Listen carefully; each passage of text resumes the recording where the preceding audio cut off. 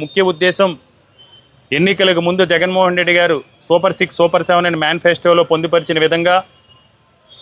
ఎవరైతే నిరుద్యోగ యువతి యువకులు ఉన్నారో వారికి నెలకి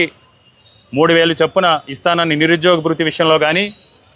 అదేవిధంగా వసతి దీవెన విద్యా దీవెనకి సంబంధించి మొదటి సంవత్సరం 2024లోని విడుదల చేయాల్సిన 3900 కోట్లు కానీ,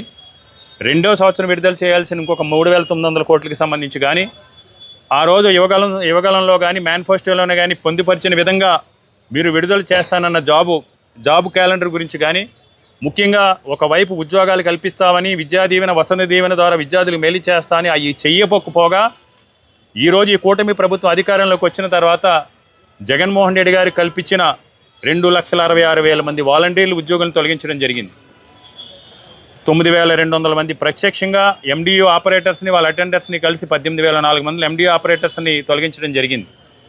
యాప్ కోర్సు సంబంధించి కూడా ఈరోజు పెండింగ్లో పెట్టడం జరిగింది. అంతేకాకుండా విద్యా వైద్య రంగంలో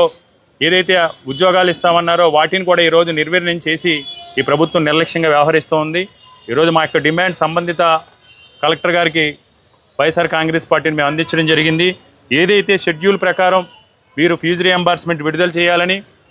అంతేకాకుండా వసతి దీవెనకి సంబంధించి నిధులు కూడా మీరు విడుదల చేయాలని,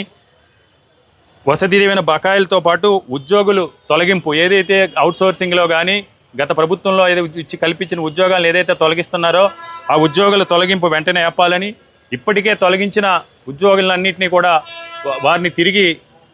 ఉద్యోగాల్లో మళ్ళీ చేర్చుకోవాలని,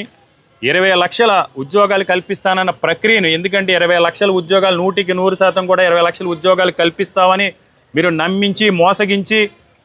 ఆశ కల్పించి ఈరోజు అధికారంలోకి వచ్చారు. అధికారంలోకి వచ్చిన తర్వాత మీరు నిరుద్యోగ భృతి విషయంలో కానీ నిరుద్యోగుల ఉద్యోగాల కల్పన విషయంలో కానీ కళ్ళబొల్లి మాటలతో మీ పచ్చ మీడియాలో అసత్యపు కథనాలతో